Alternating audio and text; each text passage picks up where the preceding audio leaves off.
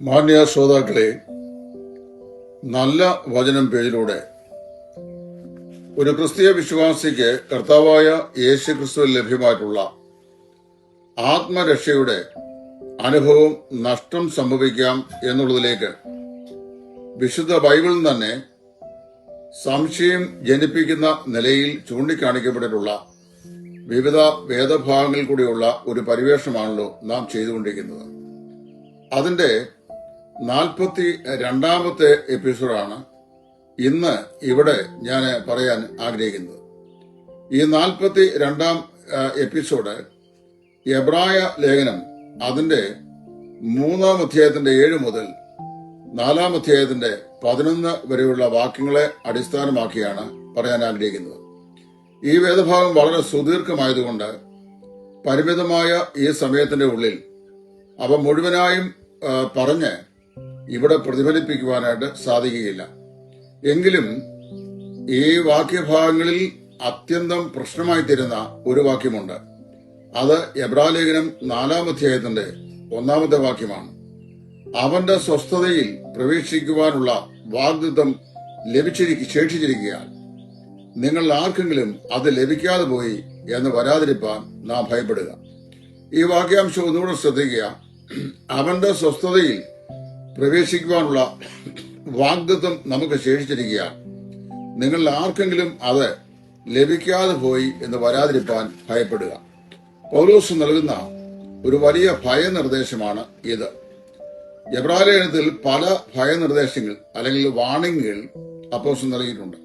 നാം മനസ്സിലാക്കുന്ന പോലെ എബ്രായ ലേഖനം എബ്രായിൽ നിന്ന് കർത്താവായ യേശു ക്രിസ്തുവിൽ വിശ്വസിച്ച് മുൻപോട്ട് വന്നിട്ടുള്ള ആളുകളെ പ്രധാനമായി ഉദ്ദേശിച്ചാണ് എഴുതിയിട്ടുള്ളത്.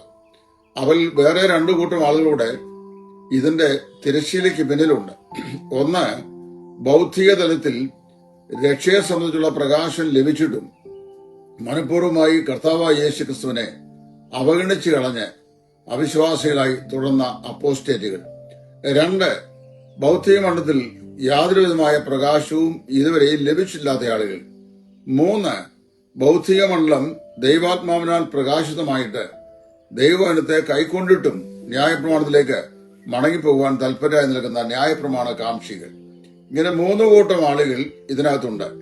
ഇവിടെ നിങ്ങൾക്കൊരു ശബദനുഭവം ശേഷിച്ചിരിക്കുകയാൽ നിങ്ങളിൽ ആർക്കും അതിൽ പ്രവേശിക്കാൻ കഴിയാതെ പോയി എന്ന് വരാതിരിപ്പാൻ സൂക്ഷിച്ചുകൊള്ളുക എന്നുള്ള ഭയനിർദ്ദേശം പറയുന്നുകൊണ്ട് രക്ഷ നഷ്ടപ്പെട്ടു പോകും എന്നും വിചാരിക്കുന്ന ചില ആളുകളുണ്ട്. മിസ്രൈമിൽ നിന്ന് പുറപ്പെട്ട പോന്നവരിൽ വിശ്വാസമായി പരിണമിക്കായികയാൽ അവർ നശിച്ചുപോയി എന്നുള്ളതും ഈ വേദഭാഗത്തുള്ള ബന്ധത്തിൽ അവർ എടുക്കുന്നു. ഇതിന്റെ വിശദീകരണമാണ് ഇപ്പോൾ ഇവിടെ പറയാൻ ഞാൻ കർത്താവിൽ ആഗ്രഹിക്കുന്നത്. 6 ലക്ഷം ആളുകളാണല്ലോ മിസ്രൈമിൽ നിന്ന് പുറപ്പെട്ട് പോകുന്നത്. ഈ 6 ലക്ഷം ആളുകൾ മിസ്രൈമിൽ നിന്ന് പുറപ്പെട്ട് പോന്നിട്ട് മരുഭൂമിയിൽ വെച്ച് അവർക്ക് എന്ത് സംഭവിച്ചു എന്നുള്ളത് ഇതിനു മുമ്പ് ഒരു എപ്പിസോഡിൽ വെച്ച് ഞാൻ പറഞ്ഞതാണ്. മരുഭൂമിയിൽ വെച്ച് ആ 20 വയസ്സിന് മേലോട്ട് പ്രായമുള്ളവരായി യുദ്ധപ്രാപ്തരായി എണ്ണപ്പെട്ടവരിൽ യോശുവയും കാലേബും ഒഴികെ, മോശയില്ല, യോശുവയും കാലേബും ഒഴികെ ആ പ്രായത്തിന്റെ പരിധിയിൽപ്പെട്ട ആർക്കും അവർക്ക് നൽകിയിരുന്ന അക്ഷരീക സ്വസ്ഥതയായ കനാന്റെ അനുഭവത്തിലേക്ക് പ്രവേശിക്കാനായിട്ട് കഴിഞ്ഞില്ല. അവരെല്ലാവരും മരുഭൂമിയിൽ വെച്ച് പട്ടുപോയി. അതിൽ അവരുടെ നെടുനായകനായ മോശയും പിസ്ഗയിൽ വെച്ച് മരിച്ച് മാറ്റപ്പെട്ടു. ദൈവം അവനെ സംസ്കരിച്ചു എന്ന് വായിക്കുന്നു. അങ്ങനെ വരുമ്പോൾ ഈ 6 ലക്ഷം പുരുഷന്മാർ അല്ലെങ്കിൽ സ്ത്രീകളിൽ 5,99,998 പേരാണ് 20 വയസ്സിന് മേൽ പ്രായമുള്ളവരായി മരിച്ച് മരുഭൂമിയിൽ വെച്ച് മാറ്റപ്പെട്ടത്. അവരാരും കനാനിൽ പ്രവേശിച്ചില്ല. കനാൻ സ്വർഗത്തിന്റെ ചിത്രമാണെന്ന് തെറ്റായി ധരിക്കുന്നതുകൊണ്ടാണ് ഈ ദുർവ്യാഖ്യാനത്തിന് പ്രേരിതമാകുന്നത്. കനാൻ ഒരു ആത്മിക ജീവിതത്തിന്റെ ഔന്നത്യമുള്ള ഒരു അവസ്ഥയെ കാണുകയാണ്. മിസ്രയും അടിമത്വത്തിന്റെ അവസ്ഥയെയും മരുഭൂയാത്ര പോരാട്ട ജീവിതത്തിൽ കൂടെയുള്ള ജീവിതയാത്രയെയും കനാൻ ആത്യന്തികമായിരുന്ന ആത്മീക ഔന്നത്യത്തെയും സൂചിപ്പിക്കുന്നു. ഇവിടെ ഈ മരുഭൂമിയിൽ പട്ടുപോയവരെല്ലാവരും അവരുടെ രക്ഷ നഷ്ടപ്പെട്ടു പോയി എന്ന് വ്യാഖ്യാനിച്ചാൽ അവരുടെ നെടുനായകനായിരുന്ന മോശയും പിസ്ഗയിൽ വെച്ച് മരിക്കുകയും കനാൻ ദേശത്ത് പ്രവേശിക്കാതിരിക്കുകയും ചെയ്തു. അപ്പോൾ മോശയും തന്റെ രക്ഷ നഷ്ടപ്പെടുത്തി എന്ന് വ്യാഖ്യാനിക്കേണ്ടായി വരും. അങ്ങനെ വ്യാഖ്യാനിച്ചാലുള്ള ഏറ്റവും കൊടിയ അപകടം മത്തായി സുവിശേഷം 17-ാം അധ്യായത്തിലെ മറുമലയിലെ ക്രിസ്തുവിന്റെ രൂപാന്തരവേളയിൽ മോശയും ഏലിയാവും പ്രത്യക്ഷനായതായി പത്രോസും യാക്കോബും യോഹന്നാനും അടങ്ങിയ ആ സംഘത്തിൽ മത്തായി സുവിശേഷൻ രേഖപ്പെടുത്തിയിട്ടുണ്ട്. അപ്പൊ അതിന് വിപരീതമായിട്ട് അത് വരും. ഇവിടെ പറയപ്പെടുന്ന ഈ രക്ഷ ആത്മരക്ഷയല്ല, ജീവിതരക്ഷയാണ്. മരുഭൂമിയിൽ കൂടി ഉള്ള അവരുടെ ജീവിത രക്ഷയ്ക്ക് തകരാറ് സംഭവിച്ചു. സ്വസ്ഥതയിൽ പ്രവേശിക്കുക എന്നുള്ളതിന് രണ്ട് ആശയങ്ങളാണ് സാധാരണയായി ആളുകൾ എടുക്കുന്നത്. ഒന്ന്, അവരെ പ്രവൃത്തി കൂടാതെ കൃപയാൽ ദൈവത്തിന്റെ രക്ഷയിലേക്ക് അല്ലെങ്കിൽ സ്വസ്ഥതയിലേക്ക് പ്രവേശിക്കുന്നത്. രണ്ടാമത്, പോരാട്ടം ഒഴിഞ്ഞുള്ള ജീവിതം. അപ്പൊ ഈ രണ്ടർത്ഥങ്ങൾ എടുക്കാം. ഒന്ന്, കൃപയാൽ കർത്താവായ യേശു ക്രിസ്തു മുഖാന്തരം ആത്മിക സ്വസ്ഥതയിലേക്ക് പ്രവേശിച്ച് സ്വസ്ഥമായ അനുഭവം. രണ്ട്, അവരുടെ ജീവിതത്തിലൂടെ, അതായത് ഈ ക്രിസ്തീയ ജീവിതത്തിലൂടെ പോരാട്ടം ഒഴിഞ്ഞുള്ള ഒരു ജീവിതം.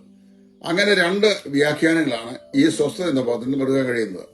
ദൈവത്തിന്റെ ജനത്തിന് ഒരു ശബദാനുഭവം ശേഷിച്ചിരിക്കുന്നു എന്ന് പറയുന്നതാണ് ഇവിടെ ആശയക്കുഴപ്പമുണ്ടാക്കുന്ന പ്രയോഗം.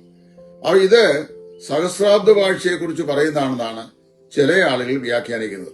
ഞാനും ഏറിയ കാലം അങ്ങനെയാണ് ചിന്തിച്ചിരുന്നത്. കാരണം കർത്താവായ യേശുവിനെ രക്ഷിതാവും കർത്താവുമായി കൈക്കൊണ്ട വിശുദ്ധന്മാരുടെ സംഘത്തിന് ഒരു സ്വസ്ഥതയുടെ അനുഭവം 1000 ആണ്ടുള്ള കർത്താവിന്റെ അക്ഷരീകമായിരിക്കുന്ന വാഴ്ചക്കാലത്ത് അവശേഷിക്കുന്നു എന്നാണ് ഞാൻ ചിന്തിച്ചിരുന്നത്. എന്നാൽ അതിനേക്കാൾ അല്പം കൂടെ ഗൗരവമായ നിലയിൽ, ആഴമായ നിലയിൽ നമ്മളിത് ചിന്തിക്കുമ്പോൾ നമുക്ക് ഇത് കുറെ കൂടെ വ്യത്യസ്തമായ നിലയിൽ മനസ്സിലാക്കുവാനായിട്ട് സാധിക്കും. 7-ാം നാളിലെ ശബത്ത് ഇസ്രയേൽ കനാലിലെത്തി യുദ്ധമൊഴിഞ്ഞുള്ള അവരുടെ ജീവിതത്തെ സൂചിപ്പിക്കുകയാണ്. 95-ാം സങ്കീർത്തനത്തിൽ ദാവീദ് മുഖാന്തരമുള്ള പ്രസ്താവനയാണല്ലോ ഇവിടെ ഉദ്ധരിക്കപ്പെട്ടിരിക്കുന്നത്. ദാവീദ് വാസ്തവത്തിൽ ജീവിച്ചിരുന്ന കാലം എന്ന് പറയുന്നതും ദാവീദ് ഈ പ്രസ്താവന നടത്തുന്നതും ഇപ്പോഴത്തെ രക്ഷയെക്കുറിച്ചുള്ള ശബദനുഭവമായി വ്യാഖ്യാനിക്കാൻ ഇടതരുന്നതാണ്. ദാവീദ് പറയുന്ന കാലം മോശയ്ക്ക് വളരെ ശേഷമാണ്. അത് മോശയുടെ കാലത്തിന് വളരെ ശേഷമാണ്.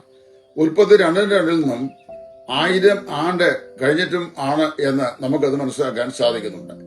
എബ്രായ വിശ്വാസികൾ ന്യായപ്രമാണത്തിലേക്ക് തിരിഞ്ഞ് അവരുടെ വിശ്വാസത്തിൽ നിന്ന് ന്യായപ്രമാണ അനുഷ്ഠാനത്തിലേക്ക് പോകാൻ താല്പര്യം കാണിച്ചപ്പോൾ അതിൽ പഴയ നിയമ നിഴലുകളെല്ലാം ക്രിസ്തുവിൽ നിറവേറി എന്നാണ് അപ്പോസ്തലൻ സ്ഥാപിക്കുന്നത്. ഇസ്രായേലിന് ഉണ്ടായിരുന്ന ശബത്തിന്റെ അനുഭവം 6 ആഴ്ചക്കാലം അവർ അധ്വാനിക്കുകയും 7-ാം ദിവസം അവര് സ്വസ്ഥതയിലേക്ക് പ്രവേശിച്ച് ദൈവത്തെ ആരാധിക്കുകയും ചെയ്യുന്നു. അവയിൽ ശബത്താണ് ഇവിടുത്തെ വിഷയം. ശബത്തിന്റെ ത്രികാല നിറവേറൽ മനസ്സിലാക്കുമ്പോൾ നമുക്ക് ഈ പാഠഭാഗം വളരെ വ്യക്തമായി മനസ്സിലാക്കാൻ സാധിക്കുന്നത് മാത്രമല്ല, അത് ആത്മരക്ഷാ നഷ്ടത്തെക്കുറിച്ച് അല്ല എന്നും കൂടെ മനസ്സിലാക്കാനായിട്ട് സാധിക്കും. ശബത്തിന്റെ അനുഭവം 3 നിലയിലാണ്. ഒന്ന്, കർത്താവായ യേശു ക്രിസ്തുവിൽ വിശ്വാസത്താൽ പ്രവേശിച്ച ഒരു ക്രിസ്തീയ വിശ്വാസി അവന്റെ ജീവിതത്തിന്റെ ആത്മീയ കൺവെൻഷനുകളും പ്രയാസങ്ങളും ഒഴിഞ്ഞ്, ശിക്ഷാവധി ഒഴിഞ്ഞ് അവൻ ദൈവത്തിലുള്ള സ്വസ്ഥതയിൽ പ്രവേശിക്കുന്നു. രക്ഷിക്കപ്പെട്ട എല്ലാവരും അവരുടെ ജീവിത അനുഭവത്തിൽ കർത്താവായ യേശു ക്രിസ്തുവിന്റെ സ്വസ്ഥത വിശ്വാസത്താൽ കൈവശപ്പെടുത്തിയവരാണ്. അതങ്ങനെ ആത്മീയമായ സ്വസ്ഥത കൈവശപ്പെടുത്തിയവരാണ്. അങ്ങനെയുള്ള വിശ്വാസികൾ എന്ത് ചെയ്യുന്നു? ഇന്ന് പരിശുദ്ധാത്മാവിന്റെ നിയോഗത്തിന് വിധേയപ്പെട്ട് വേവിച്ച് മുമ്പോട്ട് പോകുമ്പോൾ അവര് ആ സ്വസ്ഥത പ്രായോഗിക ജീവിതത്തിൽ നിരന്തരമായി അനുഭവിച്ചു വരുന്നു. ഓരോ ക്രിസ്തീയ വിശ്വാസിയുടെയും ഹൃദയത്തിന്റെ സ്പന്ദനങ്ങൾ നിയന്ത്രിക്കുന്നത് കർത്താവായ യേശു ക്രിസ്തുവിൽ അവന് ലഭ്യമായിരിക്കുന്ന ആത്മിക സ്വസ്ഥതയുടെ അനുഭവമാണ്. പീസ് ഇൻ ട്രയാങ്കുലിറ്റി എന്ന് പറയുന്നു. അതായത് സ്വസ്ഥത നൽകുന്ന സമാധാനം. അതിന്ന് ക്രിസ്തീയ ജീവിതത്തിൽ അനുഭവിച്ചുകൊണ്ടിരിക്കുന്നു. ഇതിനെ വർത്തമാനകാല സ്വസ്ഥത എന്ന് പറയാവുന്നതാണ്. ഇനി മൂന്നാമത്തേതാണ് ഭാവിയിൽ നമുക്ക് വേണ്ടി അവശേഷിപ്പിക്കുന്ന ശബത്തിന്റെ അനുഭവം. നമ്മുടെ ശരീരത്തിന്റെ വീണ്ടെടുപ്പായ പുത്രത്വം പ്രാപിക്കുന്നതോടുകൂടി നമുക്ക് തേജസ്കരണം ഉണ്ടാവുകയും നാം നിത്യമായ സ്വസ്ഥതയിലേക്ക് പ്രവേശിക്കുകയും ചെയ്യും. അത് അനന്തകാല സ്വസ്ഥതയാണ്. കേവലം 1000 ആണ്ട് വാഴ്ചയിൽ കർത്താവായ യേശു ക്രിസ്തുവിന്റെ അക്ഷരീകമായ ഭരണകാലത്ത് വീണ്ടെടുക്കപ്പെട്ട ദൈവജനം ആത്മശരീരികളായി അക്ഷരീക യെരൂശലേമിൽ ക്രിസ്തുവിന്റെ വാഴ്ചയിൽ അനുഭവിക്കുവാനുള്ള സ്വസ്ഥത മാത്രമല്ല, അനന്തകാല സ്വസ്ഥത. അതാണ് നിത്യസ്വസ്ഥത എന്ന് പറയുന്നത്. അപ്പൊ അങ്ങനെ ഒരു സ്വസ്ഥത നമുക്കുണ്ട്. അപ്പം നമുക്ക് ലഭിക്കുന്ന ശബ്ദാനുഭവത്തിന് ഭൂതം, വർത്തമാനം, ഭാവി എന്നിങ്ങനെ 3 മണ്ഡലങ്ങൾ ഉള്ളതായിട്ട് നമുക്ക് ഗ്രഹിക്കുവാനായിട്ട് സാധിക്കുന്നു. എബ്രായ ക്രിസ്ത്യാനികൾ ക്രിസ്തുവിനെ അംഗീകരിച്ച ന്യായപ്രമാണത്തിൽ നിന്നും അതിന്റെ ആചാര അനുഷ്ഠാനങ്ങളിൽ നിന്നും അതിന്റെ അടിമത്തിൽ നിന്നും ക്രിസ്തുവിലുള്ള സ്വാതന്ത്ര്യത്തിലേക്ക് തിരിഞ്ഞു വന്നവരാണ്. പിന്നത്തേതിൽ അവർക്ക് ക്രിസ്തുവിലുള്ള സമ്പൂർണതയെക്കുറിച്ച് സംശയമുണ്ടായി. പിന്നീട് അവർ ചിന്തിച്ചു, ഞങ്ങൾ ഇങ്ങനെയൊക്കെ തിരിഞ്ഞു വന്നെങ്കിലും കർത്താവായ യേശു ക്രിസ്തുവിൽ ഞങ്ങൾ സമ്പൂർണരാണോ? ഞങ്ങൾ സമ്പൂർണമായ സ്വസ്ഥത പ്രാപിച്ചവരാണോ? ഞങ്ങൾക്ക് ആ സ്വസ്ഥതയുടെ അനുഭവം ഉണ്ടോ എന്ന് അവർക്കുണ്ടായി. അത് നിമിത്തം അവരുടെ വിശ്വാസത്തിന് അല്പമായ ആട്ടം വന്നു. അതുകൊണ്ടാണ് അവര് വിട്ടുപോകുന്നതിനെ ഓർക്കരുത് എന്നും ന്യായപ്രമാണത്തിൽ നിന്ന് അവർ വിടുവിക്കപ്പെട്ടിരിക്കുന്നു എന്നും അവർക്ക് ഇനി ആവശ്യമായത് ക്രിസ്തീയ പക്വതയാണ് എന്നും എല്ലാം സൂചിപ്പിച്ചുകൊണ്ട് അപ്പോസ്തലൻ അവർക്ക് മറുപടി നൽകുന്നത്. പ്രിയമുള്ളവരെ, അങ്ങനെ നമ്മൾ പഠിക്കുമ്പോൾ നമുക്ക് വാസ്തവത്തിൽ ഈ പാഠഭാഗം വളരെ വ്യക്തമായി മനസ്സിലാക്കാൻ കഴിയും. അതുകൊണ്ട് തന്നെ പൗലോസ് എബ്രായർ 10:24 അവരെ പ്രബോധിപ്പിച്ചു.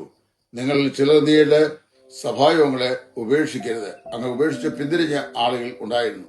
അപ്പോൾ അവരെ തിരിച്ചു വരുത്തുവാനും ചഞ്ചലപ്പെട്ടു പോയ ഹൃദയങ്ങളെ ദൈവസന്നിധിയിൽ ഉറപ്പിക്കുവാനും ജീവിതവശത്തെ വിശ്വാസനും ഉറപ്പിനുമായിട്ടാണ് ഈ കാര്യങ്ങൾ എഴുതിയിട്ടുള്ളത്. അതായത് രക്ഷിക്കപ്പെട്ട വിശ്വാസികൾക്ക് വലിയ ഒരു ശബത്തിന്റെ അനുഭവം ദൈവം സൂക്ഷിച്ചിട്ടുണ്ട്. അത് നിത്യമായ ശബത്താണ്. അതുകൊണ്ട് നിങ്ങളുടെ വിലപ്പെട്ട ജീവിതം നിങ്ങൾ സൂക്ഷിക്കണം. വർത്തമാനകാലത്ത് തന്നെ ഈ സ്വസ്ഥതയുടെ അനുഭവം നിങ്ങൾ ജീവിതത്തിൽ കൈവശപ്പെടുത്തണം, അത് അനുഭവവേദ്യമാക്കണം എന്ന് പ്രബോധിപ്പിച്ചുകൊണ്ട് എഴുതുന്ന മനോഹരമായ വചനഭാഗമാണ്. ഈ വചനഭാഗം കൊണ്ട് രക്ഷിക്കപ്പെട്ടൊരു ദൈവവേദന്റെ സ്വസ്ഥതാ ജീവിതം അല്ലെങ്കിൽ അവന്റെ ആത്മീക സ്വസ്ഥതയ്ക്ക് ഏതെങ്കിലും നഷ്ടം സംഭവിക്കുന്നതായി ഒരു വ്യാഖ്യാനവും പൂഷണമല്ല. വചനത്തെ വചനം കൊണ്ടാണ് വ്യാഖ്യാനിക്കേണ്ടത്. വചനം കൊണ്ടും അതിന്റെ പശ്ചാത്തലം കൊണ്ടും വ്യാഖ്യാനിക്കുമ്പോൾ ഈ സംശയം സമ്പൂർണമായും ദൂരീകരിക്കപ്പെടും എന്നതിൽ യാതൊരു സംശയവും ഇല്ല.